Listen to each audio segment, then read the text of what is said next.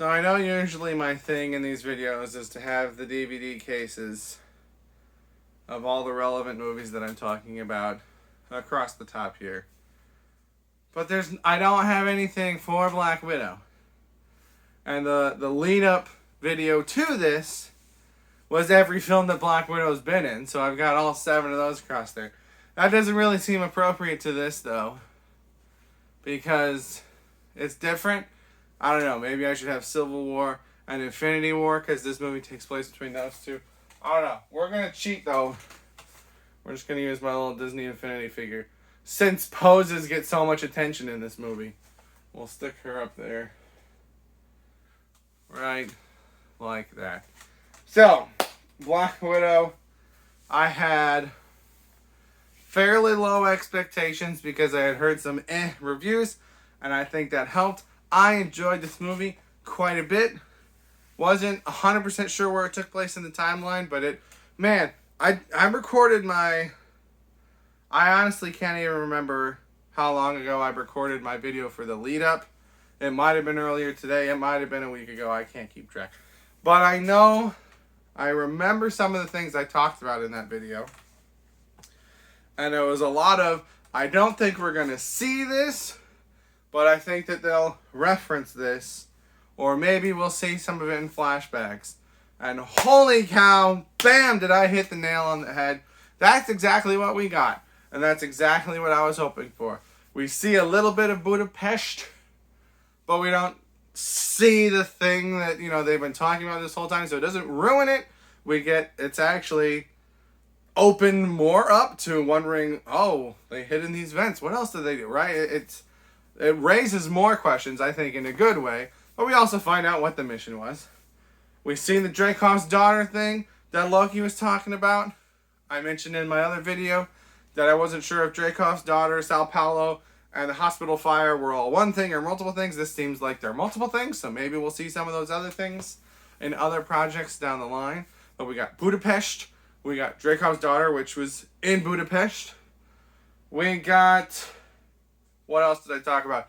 I said I was confused about how she went from the end of Civil War to the beginning of Infinity War.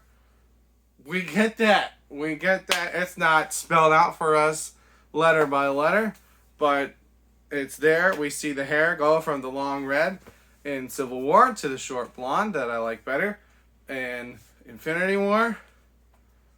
So, it was exactly what I was hoping to get out of this movie.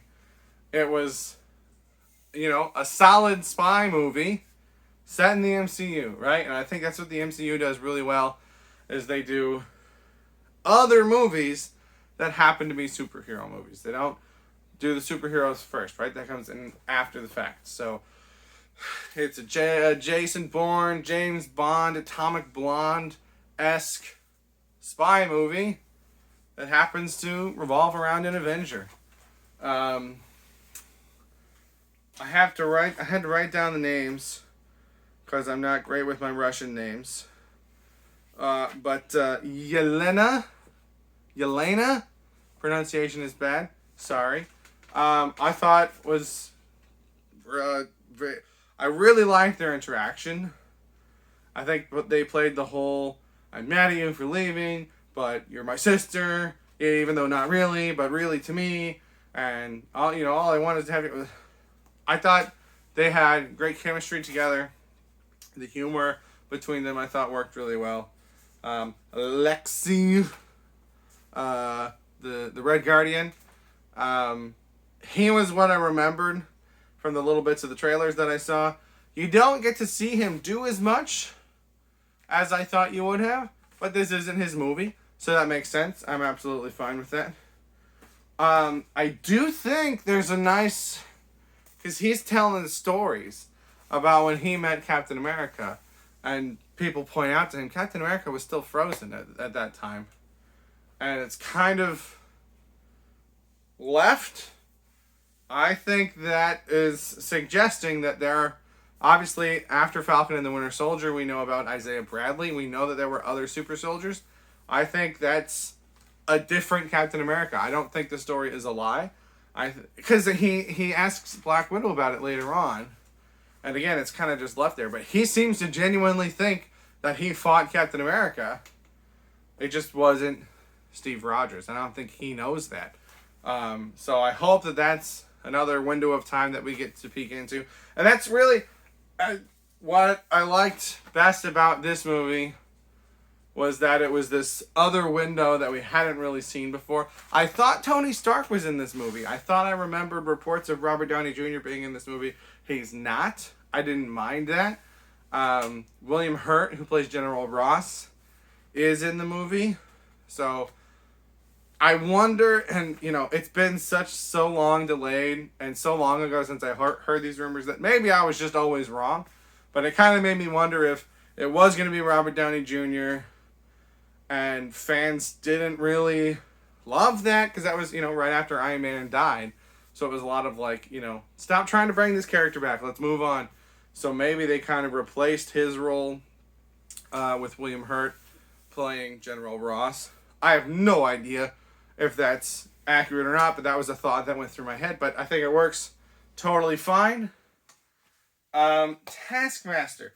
So I heard some negative reactions to Taskmaster. Let me try that again. I heard some negative responses to Taskmaster.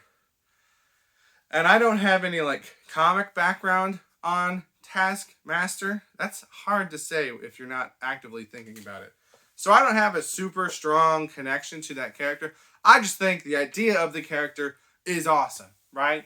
A mimic that can do anything that they see, and they've got their own tools. They've got their own shield. They've got their own bows, right? Can you tell I'm using gender-neutral pronouns?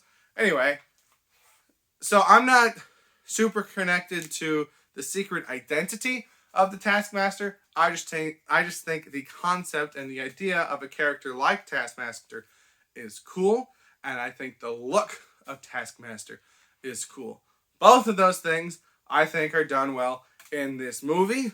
I think Taskmaster looks awesome. I love the hood.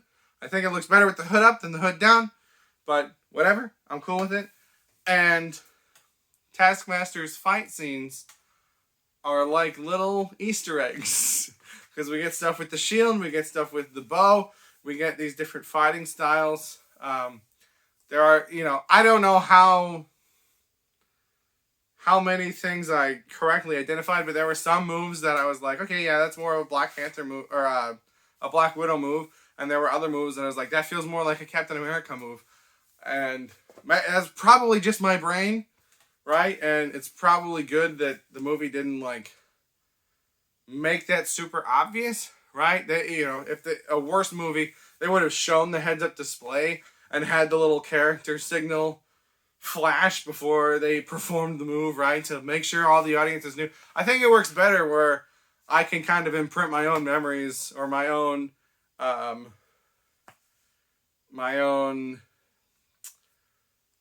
observations where I'm like, that reminds me of that person, that reminds me of that person. Whether I'm right or wrong, the idea that Taskmaster uses the abilities of all these other characters is retained and is still there. So I liked it.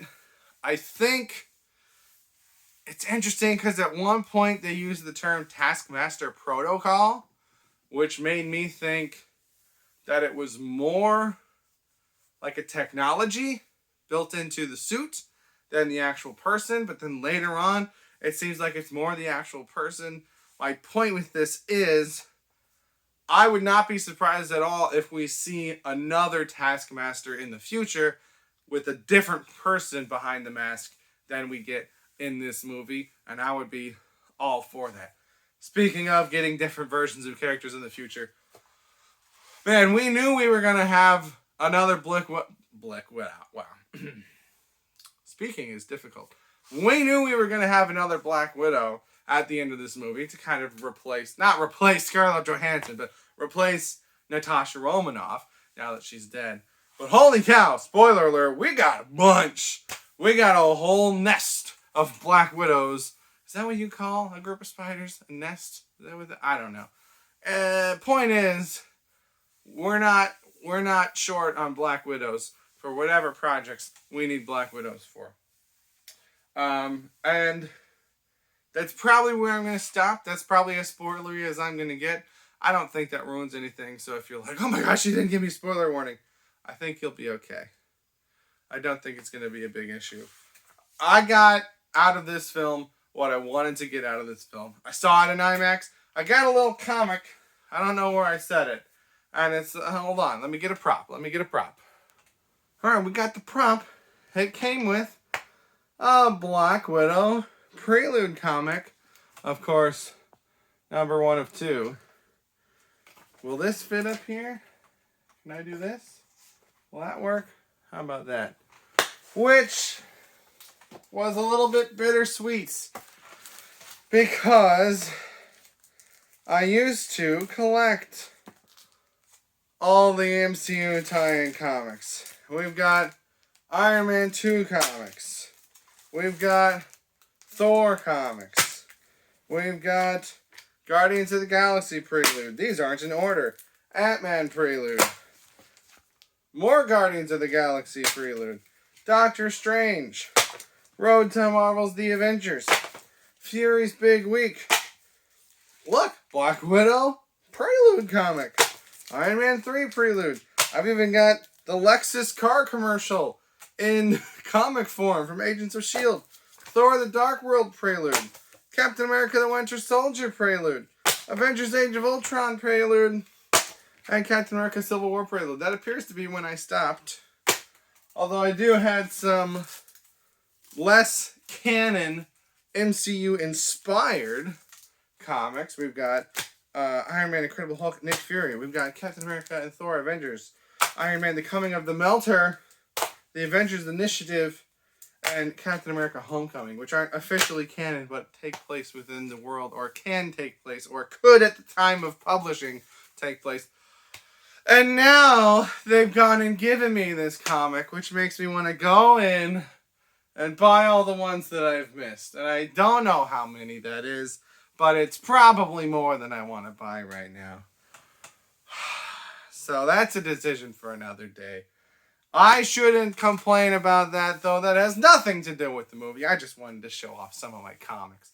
So, Black Widow, solid movie if you go in with expectations of a Black Widow movie. It's not an Avengers movie, right?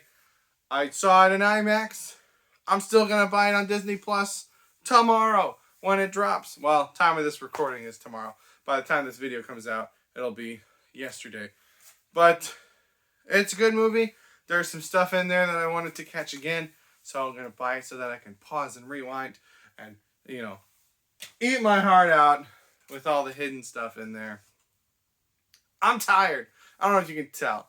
I'm tired. It's getting late. So that's all I've got for Black Widow. Have you seen it yet? Will you be seeing it? I will say,